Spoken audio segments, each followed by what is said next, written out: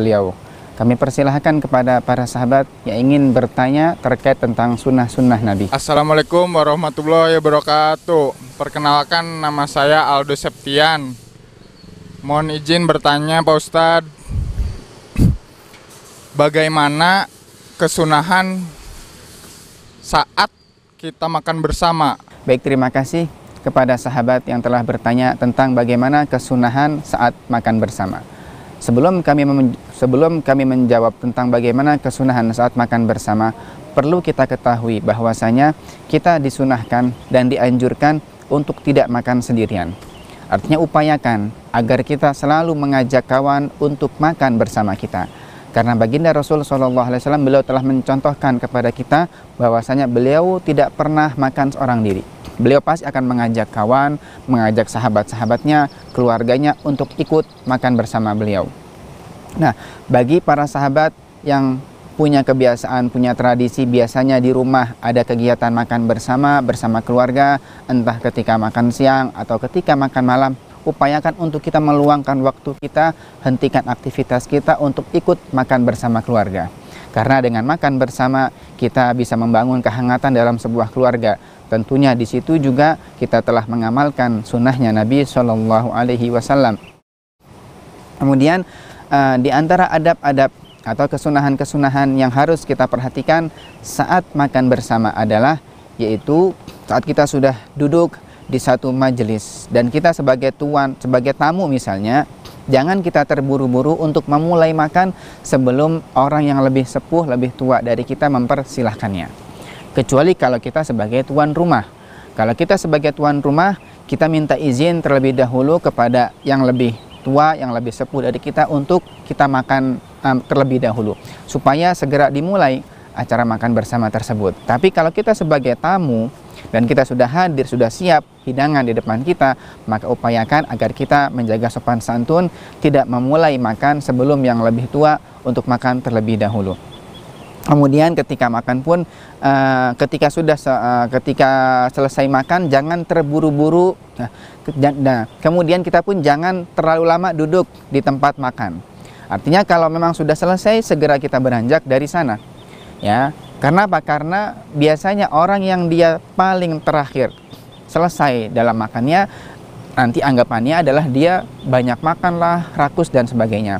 Kecuali memang jika dia lambat di dalam makan karena mulutnya tidak bisa makan cepat, karena mungkin ada sakit di giginya, di gusinya, sehingga dia tidak bisa makan dengan cepat.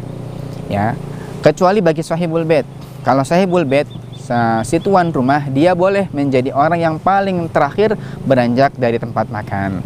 Dan ini pernah dicontohkan oleh Nabi SAW bagaimana beliau ketika beliau menjamu para tamu-tamunya, beliau selalu menjadi orang yang paling terakhir makan. Jadi beliau mempersilakan terlebih dahulu tamu-tamunya untuk makan, baru kemudian beliau makan. Para pemirsa Al-Bahjah TV dan para sahabat Ragam Sunnah Nabawi dimanapun Anda berada, di antara adab kesunahan saat makan bersama juga adalah saat kita ingin buang dahak, kita ingin buang ludah misalnya, maka kita harus beranjak dari tempat tersebut. Artinya jangan kita malah tidak bisa menjaga sopan santun. Jadi kalau misalnya kita ingin buang dahak, ingin buang ludah, kita beranjak supaya tidak membuat hilang selera orang yang hadir di situ. Dan kalau tengah-tengah sedang makan bersama kawan, sedang makan bersama, jangan pernah kita berbicara dengan sebuah ucapan yang membuat mood atau selera makan kawan kita hilang. Di antaranya apa? Yaitu kita berbicara misalnya menceritakan sebuah kabar yang menyedihkan, sebuah kabar duka. Jadi misalnya di majelis makan kita ini ada salah satu kerabat yang meninggal. Kita ingin memberikan tahu kepada dia, coba kalau misalnya ditunda sejenak, maka nanti saja. Tapi kalau misalnya memang segera, kita ajak dia bisik-bisik atau ajak dia keluar supaya tidak membuat hilang selera mood kawan-kawan yang lainnya yang ada di majelis makan tersebut. Dan jangan pernah kita berbicara dengan cerita-cerita jorok, hal-hal yang menjijikan ketika makan bersama, sehingga membuat hilang selera makan kawan-kawan kita yang ada di majelis makan tersebut. Selanjutnya di antara adab-adab makan adalah saat kita ingin mengambil lauk misalnya, mengambil sesuatu di depan kita hidangan tersebut, hendaklah jangan dengan tangan tapi dengan sendok makan atau dengan kuah makan. Ini lebih bisa menjaga sopan santunnya. Ya, kemudian juga diantaranya adalah yaitu kita makan dari yang terdekat, Ya, pernah dalam sabdanya Nabi SAW beliau mengatakan, ya bunayya samillaha wakul biyaminika wakul mimma yalik. Wahai anakku, ketika kamu makan, bacalah basmalah. Kemudian makanlah dengan tangan kananmu, dan makanlah dari sesuatu yang paling dekat denganmu. Kata para ulama, itu apabila menu makanannya semuanya sama. Jadi kalau misalnya semua makanan menunya sama, maka kita nggak boleh makan atau mengambil dari yang jauh, kita ambil gitu, jangan. Tapi ambil yang terdekat. Berbeda halnya jika menunya beraneka ragam, macam-macam, maka kita diperkenankan untuk mengambil sesuatu yang tidak bisa kita jangkau, yang jauh, yang kita suka misalnya, tapi dengan cara kita minta tolong. Wahai saudaraku, tolong ambilkan menu yang di sana, aku ingin mengambil itu, aku mencicipinya, tolong ambilkan, dekatkan kepadaku, begitu. Ya, jadi kalau menunya sama, kita harus makan dengan yang terdekat. Tapi kalau menunya berbeda, kita boleh untuk mengambil yang jauh, tapi dengan cara minta tolong yang sopan. Selanjutnya, ada berikut yang perlu kita perhatikan juga saat makan bersama adalah, yaitu, ini misalnya makannya pakai nampan, pakai talam, tobak seperti ala santri. Jadi makan jangan dari tengah, tapi dari pinggir-pinggir. Dikatakan bahwasanya keberkahan yang Allah turunkan saat makan bersama itu adalah di tengah-tengahnya. Maka saat makan bersama dengan nampan, dengan talam, kita ambil dari sisi-sisinya, bukan dari tengahnya, supaya tidak menghilangkan keberkahannya. Selanjutnya adalah setelah selesai makan, ya kalau memang kita harus menjadi orang yang paling terakhir beranjak dari tempat makan, upayakan kita harus menjadi orang yang mencuci nampan tersebut untuk khidmah kepada kawan-kawan kita. Kemudian juga kalau memang kita sebagai tamu dan kita sudah selesai makan dan kita ingin pamit pulang, jangan lupa doakan dia. Akramakumullah, semoga Allah memuliakan antum, semoga Allah balas antum dengan kebaikan-kebaikan, semoga Allah tambahkan rezeki antum, dan dengan doa-doa kebaikan lainnya diiringi dengan ucapan terima kasih. Selanjutnya adalah di luar adab makan bersama, yaitu adab secara umum ketika makan, yaitu biasakan makan dengan tangan kanan kita, dan jangan terbiasa untuk makan dengan tangan kiri. Dan juga makan dalam keadaan duduk, makan minum dengan cara duduk, jangan dengan berdiri. Selain memang kesunahannya dengan cara duduk, bukan dengan cara berdiri, dan di dalam makan dengan berdiri itu ternyata ada madarat yang tidak baik kepada kesehatan kita. Ya, sangat disayangkan di era yang katanya semakin maju peradaban manusia, tapi ternyata kok masih banyak orang ketika makan, ketika minum belum dalam keadaan duduk, yaitu dengan cara berdiri. Ini bukan sopan santun yang pernah dicontohkan oleh baginda Nabi. Yang baiknya kalau kita makan sambil duduk atau minum sambil duduk. Dan ini kita contohkan juga kepada anak-anak kita. Ingat nak, kalau kamu nanti makan jangan berdiri ya. Kalau minum duduk. Ini adalah sunnah dari Nabi. Nah, itulah sekilas tentang bagaimana adab-adab ketika kita makan bersama. Upayakan jangan kita makan sendirian, tapi ajak kawan-kawan kita. Karena Nabi pernah mengatakan bahwasanya khairul ta'am ma kathirat alaihil aidi au kama qala. Sebaik-baiknya makanan itu adalah yang banyak tangan, artinya yang di situ banyak kawan-kawan yang ikut makan bersama. Semoga Allah mudahkan kita untuk bisa mengamalkan segala sunnah-sunnah Nabi SAW. Wallahu a'lam bishawab.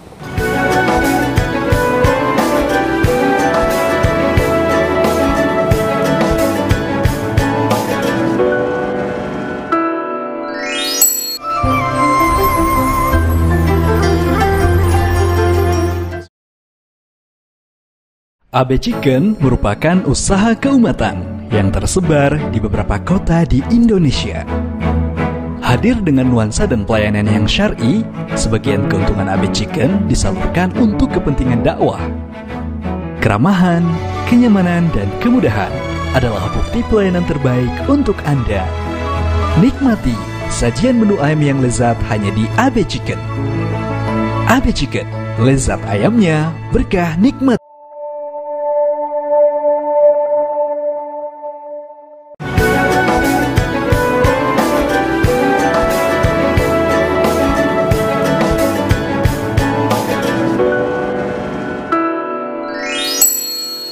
Assalamualaikum warahmatullahi wabarakatuh. Perkenalkan, nama saya Bima Pangestu. Mohon izin bertanya Pak Ustadz, bagaimana kesunahan di saat fajar? Terima kasih atas jawabannya. Assalamualaikum warahmatullahi wabarakatuh. Terima kasih atas sahabat yang bertanya tentang bagaimana kesunahan di saat waktu fajar. Kita dianjurkan dan kita bahkan disunahkan agar kita bangun awal waktu. Jadi setiap kita bangun jangan sampai kita terlambat bangun. Upayakan agar kita bangun sebelum kumandang adzan subuh. Mungkin 15 menit atau kalau bisa setengah jam sebelum kumandang adzan subuh. Waktu tersebut disebut dengan waktu sahar atau sepertiga malam terakhir. Disitulah yang dikatakan oleh baginda Rasul SAW bahwasanya Allah Ta'ala akan menurunkan rahmatnya di sepertiga malam terakhir, seraya Allah akan menyeru, adakah yang ingin minta ampun akan aku ampuni, adakah yang punya hajat akan dikabulkan hajatnya, adakah yang ingin taubat akan diterima taubatnya oleh Allah Ta'ala. Maka kita manfaatkan, ini waktu sangat mulia, kesempatan sangat berharga. Kita manfaatkan waktu tersebut dengan memperbanyak doa, permintaan kepada Allah Ta'ala, karena waktu itulah waktu yang sangat diijabah doa. Setelah kita bisa untuk bangun di sepertiga malam terakhir atau sebelum kumandang adzan subuh, begitu kumandang adzan subuh, kita langsung bersegera untuk melaksanakan sholat sunnah 2 rakaat yang disebut dengan sholat sunnah fajar. Jadi setelah adzan subuh, kita jawab adzan, lalu nanti kita sholat sunnah 2 rakaat subuh, disebut dengan 2 rakaat sholat fajar. Keutamaannya adalah sebagaimana sabda Nabi SAW bahwasanya rakaatul fajri khairun minad dunya wa ma fiha. 2 rakaat salat fajar itu lebih utama ketimbang dunia dan seisinya.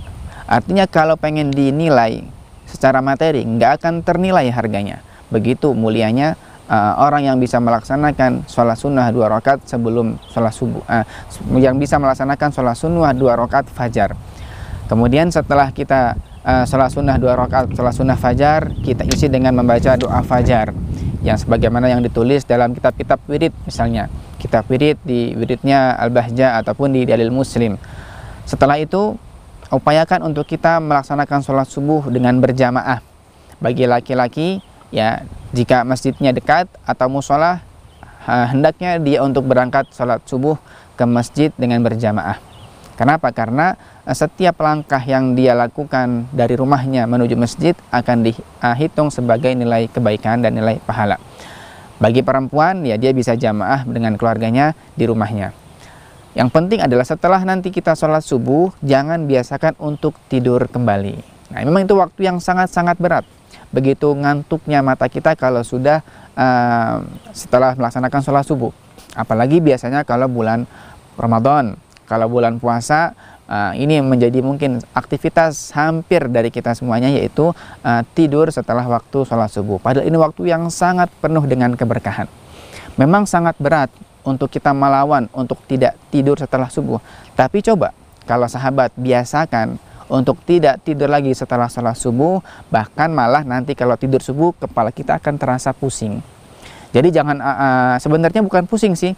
Sebagian ada yang mereka beralasan, saya kalau nggak tidur setelah sholat subuh merasakan pusing. Sebenarnya bukan pusing, itu ngantuk. Jadi memang pusing dengan ngantuk ini beda-bedanya tidak banyak. Jadi terkadang kita merasa ngantuk padahal kadang kita mengatakan pusing padahal itu adalah rasa kantuk. Jadi bagaimana kita harus bisa melawan rasa ngantuk kita setelah melaksanakan sholat subuh. Makanya kita isi dengan wirid, membaca wirdul latif misalnya, atau membaca Al-Quran, atau dengan zikir-zikir lainnya lah.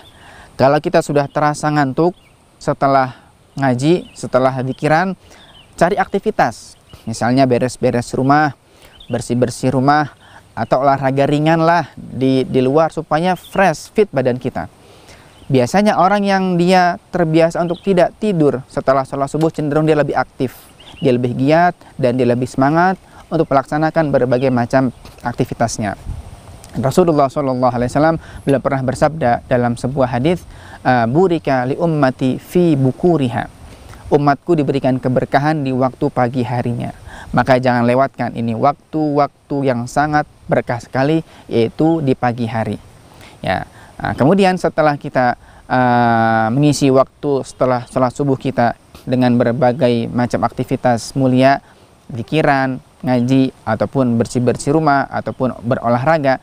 Nanti setelah itu setelah matahari terbit dan meninggi setinggi tombak, atau kalau kita pengen ngitung dengan menit, kira-kira 18 menit dari mulai terbitnya matahari, kita disunahkan melaksanakan sholat sunnah isyraq namanya, atau sholat sunnah duha.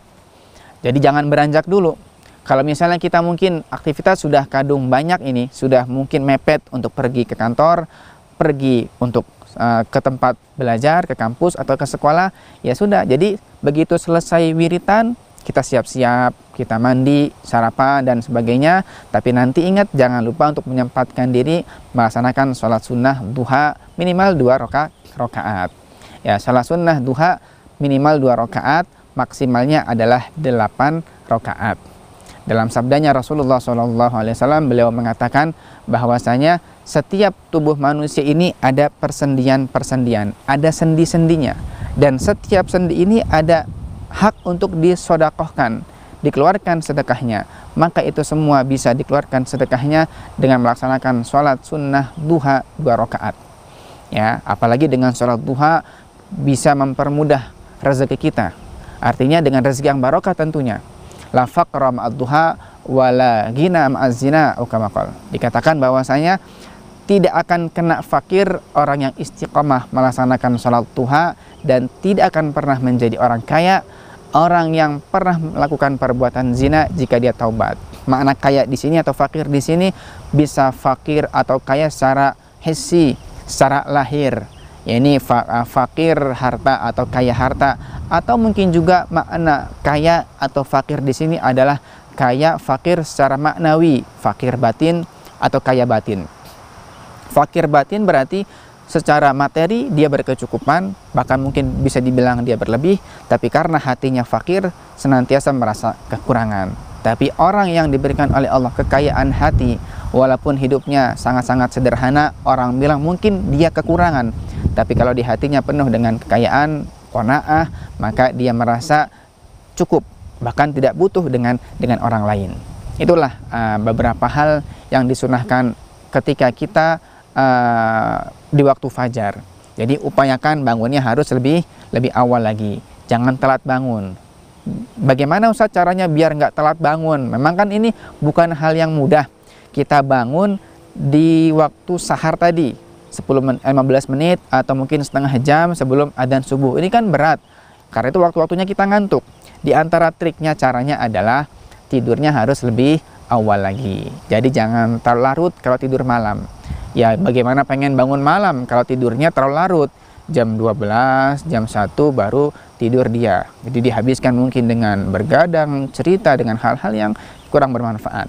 Ya, bahkan mungkin kan menurut medis, orang yang tidurnya terlalu larut pun tidak baik bagi kesehatan. Jadi kalau kita pengen bisa bangun malam, tidurnya harus lebih awal lagi. Dan sambil kita masang alarm. Jadi kita nyalakan jam beker atau alarm di HP, atau mungkin pesan kepada keluarga yang di rumah yang mereka biasa untuk bangun sebelum subuh. Yang penting kita sudah ada niatan.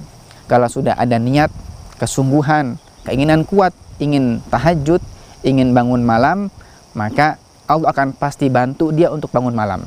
Tapi yang memang dari awal sudah nggak niatan pengen tahajud, pengen bangun malam, walaupun dia masang alarm, walaupun pesan, tetap nggak akan Allah beri kemudahan untuk bangun malam. Jadi kalau bisa bangun malam, luar biasa. Ini waktu yang sangat mulia, termasuk kebiasaannya kaum solihin adalah mereka rutin istiqomah untuk munajat kepada Allah di sepertiga malam terakhir.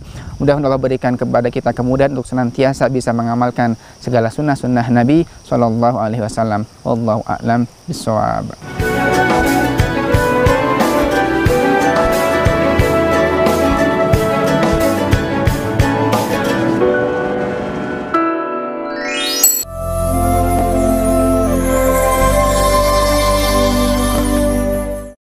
Agispen, toko cat terlengkap dan termurah di Majalengka.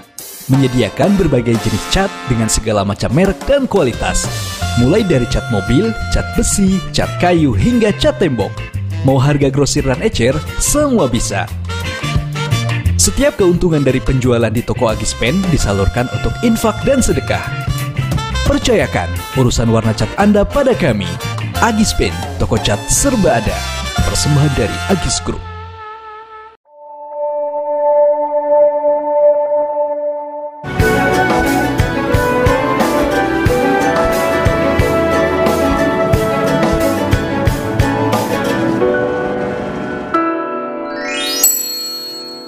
Baik para sahabat Ragam Sunnah Nabawi, para pemirsa Al-Bahjah TV dimanapun Anda berada, kami sampaikan kesimpulan dari pemaparan materi yang sudah kami sampaikan di segmen sebelumnya, yaitu tentang bagaimana kesunahan saat kita makan bersama. Upayakan agar kita bisa mencari kawan saat kita makan, jangan makan sendirian. Ketika kita makan bersama, kita disunahkan untuk tidak memulai terlebih dahulu sebelum yang tua atau sebelum orang yang lebih sepuh dari kita. Kalaupun kita harus memulainya karena kita sebagai tuan rumah, maka hendaklah kita untuk meminta izin dari beliau terlebih dahulu. Kemudian ketika makan bersama, jaga sopan santun, adab-adabnya. Jangan membuang ludah atau membuang hal-hal yang tidak baiklah ketika makan bersama. Kalaupun kita harus bercerita, ceritakan kalimat-kalimat, kata-kata yang tidak membuat selera orang makan hilang. Jangan cerita jorok, jangan cerita hal yang menjijikan. Ini bukan adab yang sopan. Setelah kita makan, selesai makan, ucapkan terima kasih kepada sahibul bait, kepada yang mengundang kita. Semoga Allah memuliakan antum, akramakumullah, jazakumullah khairan, atau dengan doa-doa lainnya. Kalau kita sebagai tuan rumah, ketika kita mengundang teman-teman untuk makan bersama di rumah, maka ucapkanlah terima kasih sudah memenuhi undangan kami. Semoga Allah berikan keberkahan kepada kita semua, dan mohon maaf ini saja hidangannya banyak kekurangan dan lain-lain sebagainya. Itu kesimpulan dari kesunahan tentang makan bersama. Adapun kesimpulan dari kesunahan saat waktu fajar, yaitu upayakan agar kita bangunnya tepat waktu, lebih awal sebelum kumandang adzan subuh. Kita gunakan kesempatan tersebut dengan munajat kepada Allah, dengan berdoa, karena disitulah waktu yang akan Allah kabulkan segala permintaan. Disebut dengan waktu istijabah namanya.